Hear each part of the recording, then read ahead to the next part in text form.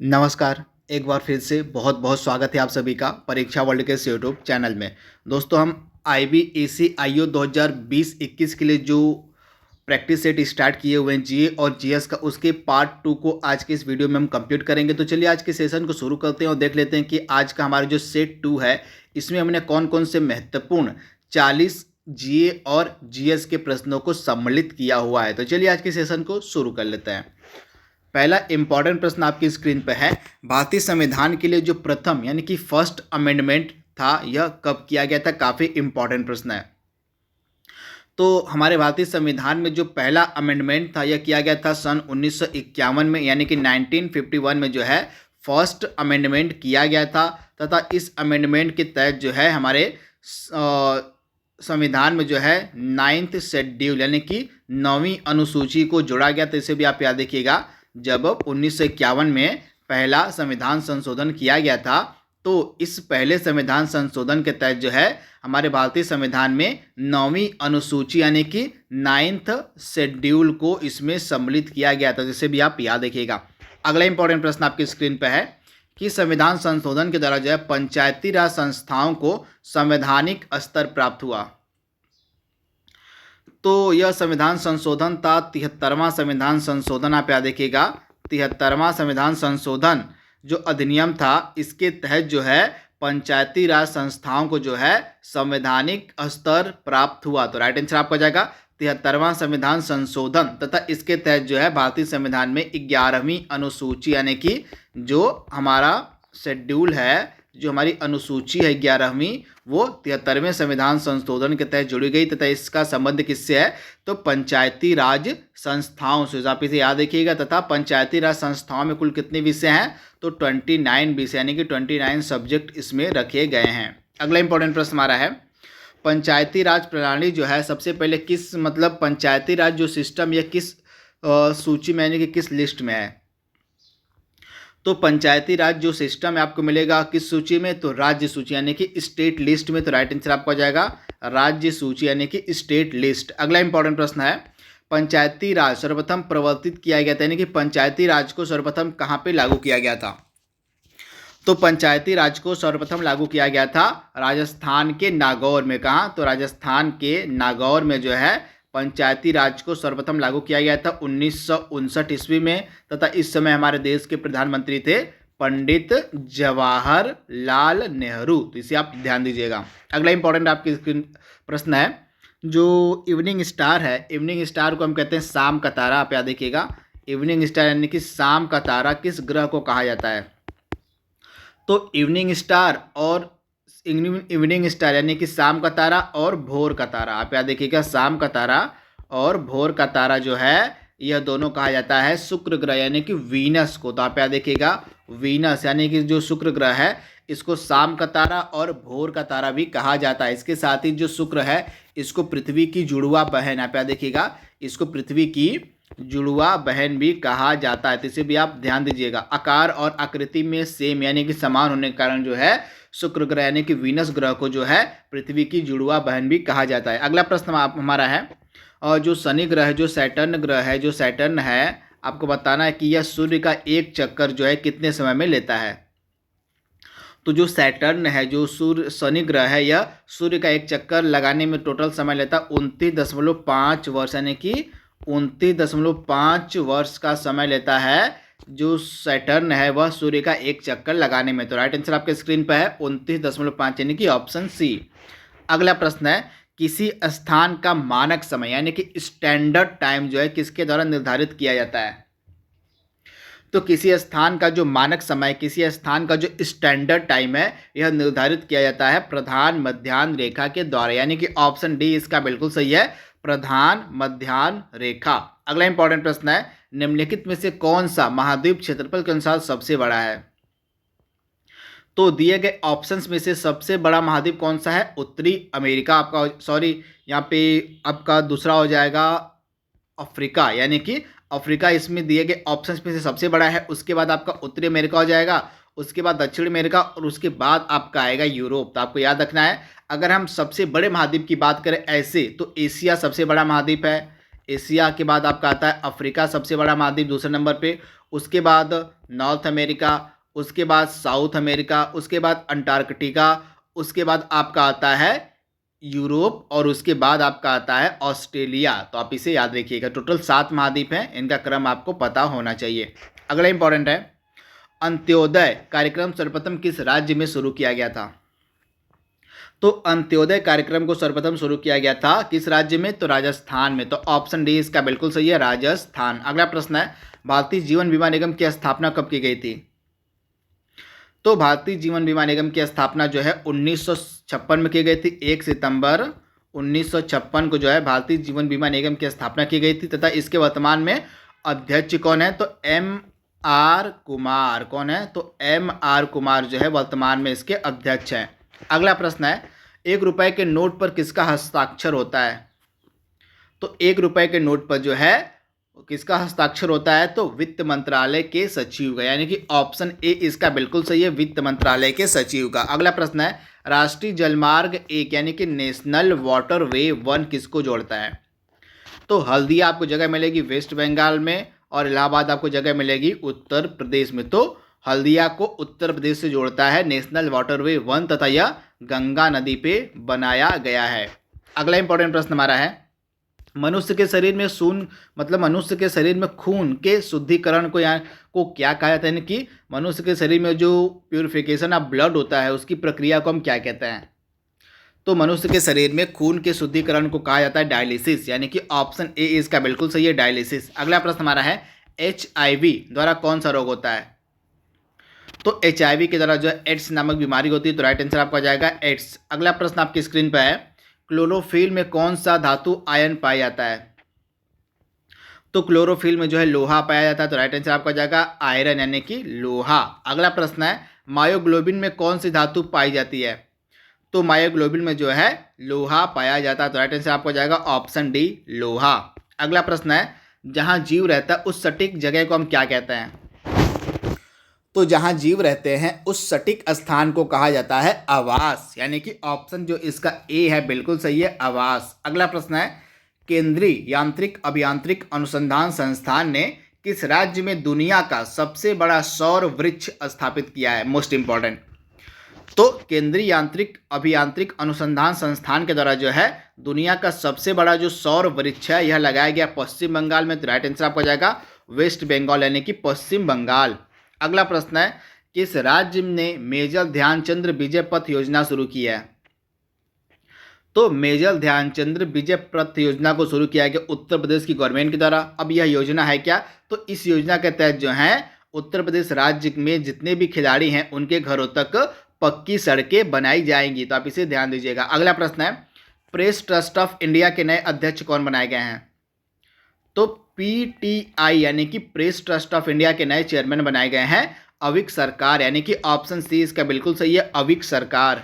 अगला प्रश्न है, ई-कॉमर्स वेबसाइट मिंत्रा ने अपना ब्रांड एम्बेसडर किसे बनाया है? तो मिंत्रा के नए ब्रांड एम्बेसडर बनी है कियारा आडवाणी, यानी कि ऑप्शन ए इसका बिल्कुल सही है, कियारा आडवाणी। अगला प्रश्न है, किस राज्य ने एक नई पहल के तहत जो है भारत की पहली महिला एम्बुलेंस चालक की नियुक्ति की है? तो भारत की पहली महिला एम्बुलेंस चालक बनाई गई हैं तमिलनाडु राज्य में। तो इनका नाम क्या है? एम वीरा लक्ष्मी तथा ये पहली महिला एम्बुलेंस चालक बनाई गई हैं पूरे भारत की तथा ये तमिलनाडु स्टेट की हैं। अगला प्रश्न है, और किस दिल्ली का वह कौन सा सुल्तान था इससे रक्त और लौ की नीति को अपनाया था? तो दिल्ली का यह सुल्तान था बलबन तथा इसका संबंध था किस वंश से? तो गुलाम वंश से। तो गुलाम वंश से संबंधित था बलबन तथा इसने जो है रक्त और लौह की नीति को अपनाया था। अगला प्रश्न है, इनमें से किस शासक ने चतुर्थ बौद्ध संगति कश्मीर में आयोजित की थी? आपको बताना है कि जो चतुर्थ बौद्ध संगति थी इसका जो आयोजन था कश्मीर में किसके द्वारा किया गया था? तो जो चौथी बौद्ध संगति थी इसका आयोजन किया गया था कश्मीर में किसके शासनकाल में? तो कनिष्क के शासनकाल में। तो राइट आंसर आपका जाएगा कनिष्क। अगला प्रश्न है, हड़प्पा सभ्यता की खोज किसने की थी? तो हड़प्पा सभ्यता की खोज की गई थी दयाराम साहनी के द्वारा। तो राइट आंसर आपका जाएगा दयाराम साहनी, यानी कि ऑप्शन ए। अगला प्रश्न है, वह शासक कौन था जिसने एक सच्चे जैन मुनि की तरह जो है उपवास के द्वारा शरीर का त्याग किया था? काफी इंपॉर्टेंट है। तो एक सच्चे जैन मुनि की तरह उपवास के द्वारा जो है शरीर का त्याग किया गया था चंद्रगुप्त मौर्य के द्वारा। तो राइट आंसर आपका जाएगा चंद्रगुप्त मौर्य। आपको पता होना चाहिए जो चंद्रगुप्त मौर्य था उसने जीवन के अपने अंतिम क्षणों में जो है जैन धर्म को अपना लिया था। तो इसे भी आप याद रखिएगा, जो चंद्रगुप्त मौर्य था उसने अंतिम समय में अपने जीवन के जैन धर्म को अपना लिया था। अगला प्रश्न है, तराइन का प्रथम युद्ध 1191 ईस्वी में किसके मध्य लड़ा गया था?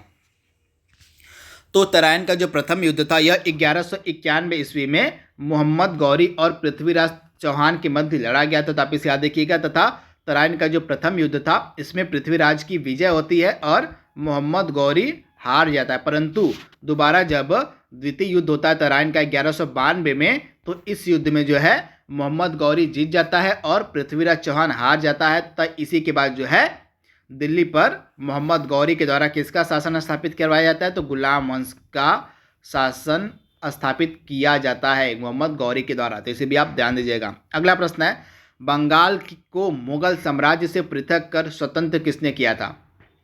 तो बंगाल को मुगल साम्राज्य से पृथक कर स्वतंत्र किया गया था मुर्शिद कुली खां के द्वारा। तो राइट आंसर आपका जाएगा मुर्शिद कुली खां। अगला प्रश्न है, विधवा पुनर्विवाह कानून कब बना?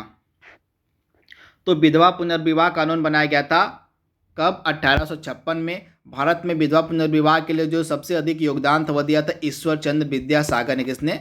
तो भारत में विधवा पुनर्विवाह के लिए जो सबसे अधिक योगदान था दिया गया था ईश्वर चंद्र विद्यासागर के द्वारा। तथा इस समय भारत का गवर्नर जनरल कौन था? तो लॉर्ड कैनिंग था। तो इसे भी आप ध्यान दीजिएगा। अगला प्रश्न है, अंग्रेजों ने फूट डालो और शासन करो की नीति कब अपनाई थी?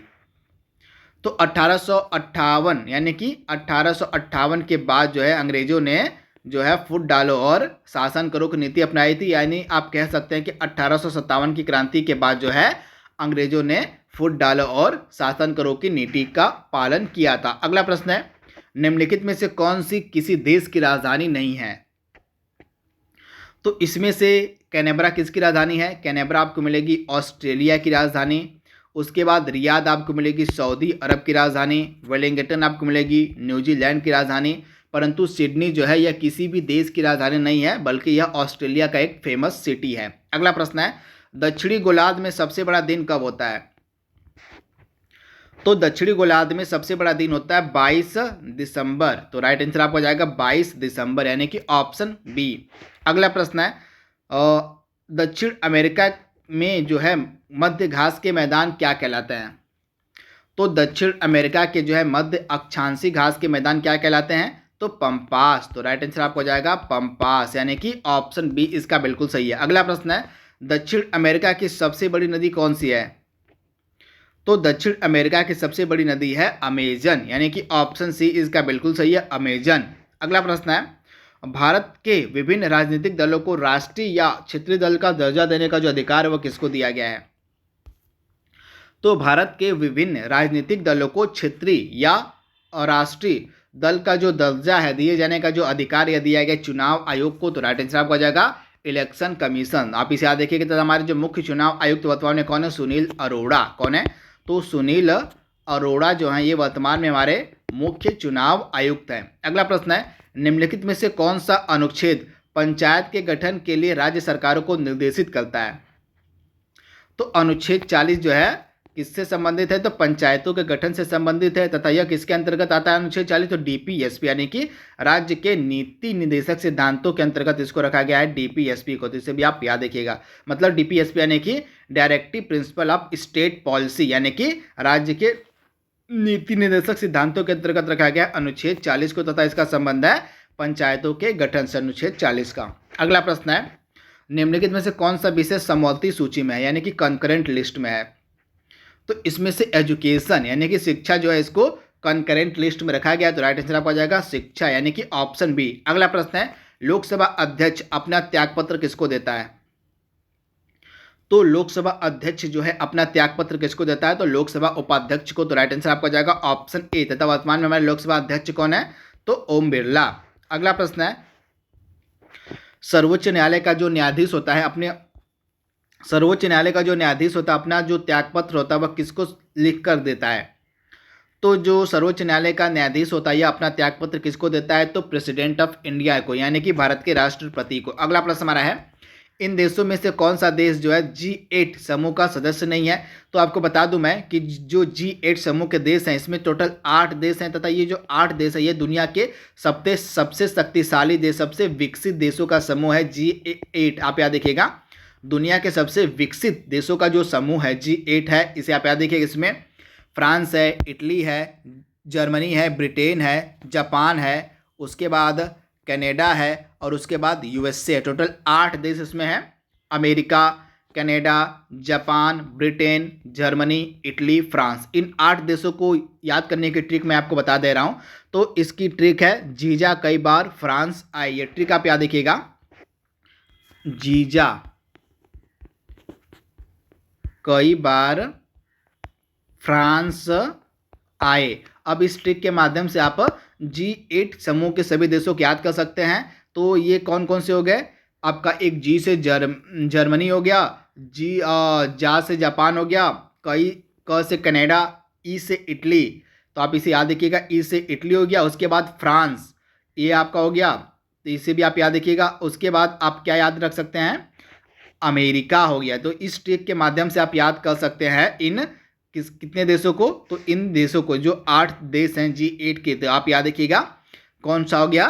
जर्मनी, जापान, कनाडा, इटली, उसके बाद ब्रिटेन, उसके बाद आपका फ्रांस और अमेरिका। तो इसे आप याद रखिएगा। अगला इंपॉर्टेंट है, किस राज्य ने स्किल कनेक्ट फोरम नामक एक पोर्टल को लॉन्च किया है? तो स्किल कनेक्ट नामक फोरम जो पोर्टल ये लॉन्च किया गया है कर्नाटका गवर्नमेंट के द्वारा। तो राइट आंसर आपका जाएगा कर्नाटका, यानी कि ऑप्शन बी इसका बिल्कुल सही है। अगला इंपॉर्टेंट है, कोविड-19 रोगियों के इलाज के लिए जो है भारत का पहला प्लाज्मा बैंक किस शहर में लॉन्च किया गया है? तो पहला प्लाज्मा बैंक बनाया गया था दिल्ली में। तो राइट आंसर आपका जाएगा दिल्ली, यानी कि ऑप्शन सी इसका बिल्कुल सही। अरविंद केजरीवाल यहाँ के CM यानी कि मुख्यमंत्री हैं। अगला प्रश्न आपकी स्क्रीन पर है, प्रथम प्रोफेसर PC महालनोबिस पुरस्कार किसे दिया गया? तो सबसे पहले मैं आपको बता दूं, ये जो PC महालनोबिस भारत में सांख्यिकी के जनक माने जाते हैं, तथा इनका जो बर्थडे होता है, इनका जो जन्मदिवस होता है 29 जून के दिन, इसको हम मनाते हैं राष्ट्रीय सांख्यिकी दिवस के रूप में। आप याद रखिएगा, जो PC महालनोबिस का बर्थडे होता है 29 जून को, उसको मनाते हैं राष्ट्रीय सांख्यिकी दिवस के रूप में। तब इसे याद रखिएगा। तथा पहला जो PC महालनोबिस पुरस्कार दिया गया है किसको? C रंगराजन को, चक्रवर्ती रंगराजन को। अगला इंपॉर्टेंट है, जो लास्ट प्रश्न आज का है, किस बैंक ने भारत में MSME क्षेत्र के लिए $750 मिलियन की आपातकालीन प्रतिक्रिया को मंजूरी दी है? तो यह बैंक है वर्ल्ड बैंक, जिसके अध्यक्ष हैं डेविड मालपस। तो राइट आंसर आपका जाएगा वर्ल्ड बैंक। तो दोस्तों यहाँ पे जो सेकेंड सेट हमारा था GA और GS का IBAC-IO के लिए, उसको हमने पूरे डिटेल में कंप्लीट कर लिया है। जल्दी मिलेंगे हम इसके अगले भाग में। तब तक के लिए thank you, thanks for watching, thank you.